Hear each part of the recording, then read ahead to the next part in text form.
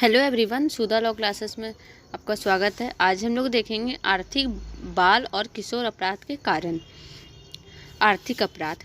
जब कोई व्यक्ति निर्धनता के कारण अपराध करता है तो उस अपराध को आर्थिक अपराध कहा जाता है। जब व्यक्ति अपने परिवार का भरण पोषण करने में असमर्थ हो जाता है तब वह इस प्रकार के अपराधों की गतिविधियों के ओर बढ़ने लगता है। अधिकतर मामलों में आर्थिक अपराध करने वाले व्यक्तियों का उद्देश्य जनता को नुकसान पहुंचाना नहीं होता, वह केवल अपने आर्थिक स्थिति को सुधारने की नीयत से इस प्रकार के अपराधों को अंजाम देता है। आर्थिक अपराध दोस्तों, जब कोई व्यक्ति के पास जो कोई व्यक्ति वो अपना भरण पोषण नहीं कर पा रहा है, अपने परिवार का भरण पोषण नहीं कर पा रहा है, तो वो ये छोटा मोटा आर्थिक अपराध को अंजाम देता है। उसका ये मकसद नहीं रहता है कि वो समाज को नुकसान पहुंचाए या जनता को नुकसान पहुंचाए। इसका वह केवल अपनी जो आर्थिक स्थिति है, अपना जो परिवार का भरण पोषण करना, अपना ज़रूरत को पूरा करना, उसको उस स्थिति को सुधारने के नियत से इस प्रकार का अपराध को अंजाम देता है। बाल अपराध। जब किसी बालक या बालिका द्वारा कानून का उल्लंघन या समाज विरोधी कार्य किया जाता है तो उसे बाल अपराध कहा जाता है। कानून के दृष्टिकोण से 8 से 16 वर्ष से कम आयु के बालकों को बाल अपराध की श्रेणी में रखा जाता है। बाल अपराध के 4 मुख्य कारण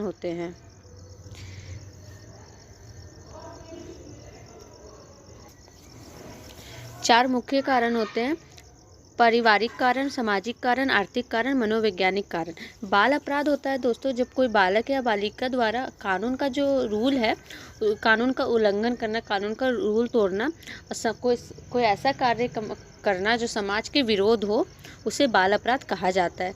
कानून के दृष्टिकोण में 8 से 16 वर्ष से कम आयु के बालकों को बाल अपराध की श्रेणी में रखा जाता है।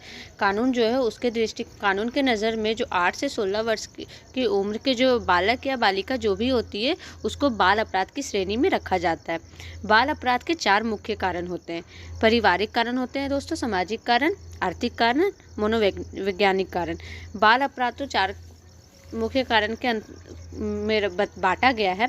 उसमें ये बताया गया कि जो बच्चे होते हैं, जो बालक बालिका होते हैं, इन 4 कारणों के कारण अपराध को अंजाम देते हैं। पारिवारिक कारण।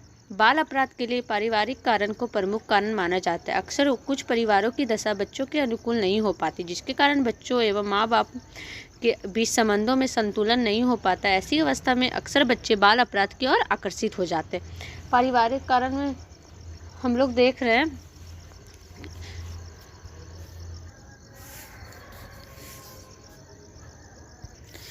तो पारिवारिक कारण ये हुआ कि जो बच्चे होते हैं वो उनके ज़रूरत के अनुसार परिवार वाले नहीं कर पाते या उनका ज़रूरत नहीं पूरा हो पाता। वो जो चीज़ का जिद करते हैं वो परिवार वाले नहीं पूरा कर पाते, इसलिए बच्चे और जो माँ बाप है उनके बीच जो संबंध है वो बिगड़ जाता है, संतुलन नहीं होता, एक समान नहीं हो पाता है। ऐसे स्थिति में जो बच्चे होते हैं वो बाल अपराध की ओर आकर्षित होते हैं। सामाजिक कारण। एक अध्ययन के अनुसार इस बात का खुलासा हुआ है कि यदि बालकों के मानसिक स्वास्थ्य पर विद्यालय, परिवार एवं बुरी संगति का प्रभाव होता है तो ऐसे में बालक आपराधिक घटनाओं को अंजाम दे सकता है। इन सभी कारणों से बालक की मानसिक स्थिति पर बेहद बुरा प्रभाव पड़ता है, जिसके कारण में बाल अवस्था में ही बड़ी आपराधिक घटना को अंजाम देते हैं।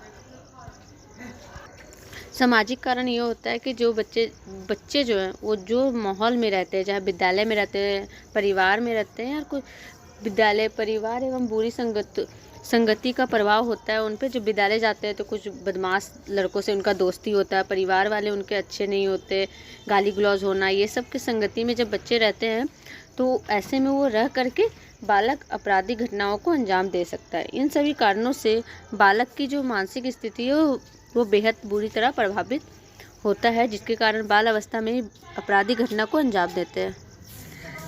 जब बच्चों को माहौल अच्छा नहीं मिलता है, उनके परिवार अच्छे नहीं मिलते हैं और उनका जो मानसिक स्थिति है वो ये सब कारण से उनके परिवार, विद्यालय में और बुरी संगति के प्रभाव से उनका मानसिक स्थिति में प्रभाव पड़ता है, जिसके कारण बच्चे बाल अवस्था में ही बहुत बड़ा घटना को अंजाम दे देते हैं। आर्थिक कारण। जब माता पिता अपने बालक के आर्थिक ज़रूरत को पूरा करने में असमर्थ होते हैं तभी जिससे में बच्चे बाल अपराध ऐसी घटनाओं को अंजाम देते हैं। इस प्रकार के अपराधों में बच्चे अपनी जिद को पूरा करने के लिए छोटी मोटी आपराधिक घटनाओं की ओर आकर्षित हो जाते हैं। आर्थिक कारण होता है कि जब माता पिता होते हैं जो आर्थिक ज़रूरत को, जिसमें बच्चे कुछ पैसा मांगे, कुछ चीज़ का डिमांड किए, जो माँ बाप जो होते हैं, पेरेंट्स जो होते हैं, वो समर्थ नहीं होते हैं उसको पूरा करने में, तो जो बच्चे होते हैं वो बाल अपराध जैसे घटनाओं को अंजाम देते हैं। और इस तरह भी हम लोग समझ सकते हैं, इस प्रकार के अपराधों में जो होता है, इस प्रकार के अपराध में बच्चे अपनी जिद को पूरा करने के लिए, छोटी मोटी ज़रूरत को पूरा करने के लिए बच्चे लोग जो है आपराधिक घटनाओं की ओर आकर्षित हो जाते हैं। मनोवैज्ञानिक कारण बाल अपराध के एक बेहद दुर्भाग्यपूर्ण कारक माना जाता है। जो बच्चे बौद्धिक दुर्बल एवं मानसिक रोग का शिकार होते हैं उनमें इस समस्या को सबसे अधिक देखा जाता है। इस प्रकार के बच्चों के लिए कानून व्यवस्था में दंड का नहीं बल्कि इलाज का प्रावधान किया गया। अब हम लोग देख रहे हैं मनोवैज्ञानिक कारण होता है जिसमें बच्चे का मानसिक स्थिति बिगड़ जाता है। ठीक है, तो हम लोग देख रहे हैं जो मनोवैज्ञानिक कारण है वो बाल अपराध में एक दुर्भाग्यपूर्ण हम लोग बोल सकते हैं वो कारक माना जाता है, जिसमें क्या होता है बच्चा बौद्धिक दुर्बल हो जाता है और मानसिक रोग का शिकार हो जाता है।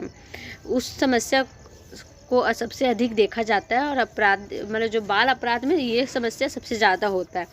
और इस प्रकार का जो घटना होता है, जैसे उनका दिमाग खराब हो जाता है और वो कुछ घटना को अंजाम देते हैं, तो वो सब जो होते हैं मानसिक रोग का शिकार हो जाते हैं और वो कुछ घटना को अंजाम देते हैं बच्चे। तो उस टाइम जो कानून जो व्यवस्था किया वो दंड का नहीं किया है, कोई उनको दंड नहीं देता है, कानून उसको इलाज का व्यवस्था किया है। किशोर अपराध के कारण, अब हम लोग देखेंगे किशोर अपराध के कारण। किशोर अपराध वह अपराध होते हैं जिन्हें बच्चे किशोर अवस्था में यौन व्यवहार, बाल दुर्व्यवहार एवं नशीली दवाओं का सेवन करने लगते हैं।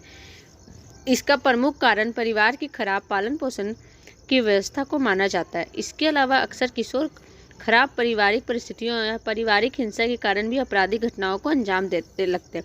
और किशोर अपराध के कारण में देख रहे हैं हम जो बच्चे किशोर अवस्था में होता है, जो बच्चे किशोर अवस्था में होते हैं वो कुछ ऐसे घटनाओं को अंजाम दे देते हैं, जैसे बाल दुर्व्यवहार, यौन व्यवहार और कुछ नशीली दवाओं का सेवन करते हैं, ड्रिंक करते हैं, कुछ नींद की दवाई लेते हैं, कुछ भी करते हैं।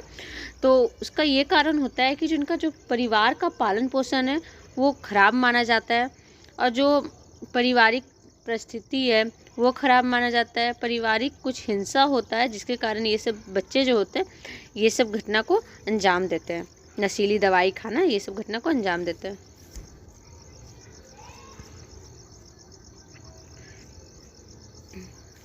तो दोस्तों आज हम लोग देखें आर्थिक अपराध क्या है, बाल अपराध क्या है। बाल अपराध के 4 कारण होते हैं, पारिवारिक कारण, सामाजिक कारण, आर्थिक कारण, मनोवैज्ञानिक कारक।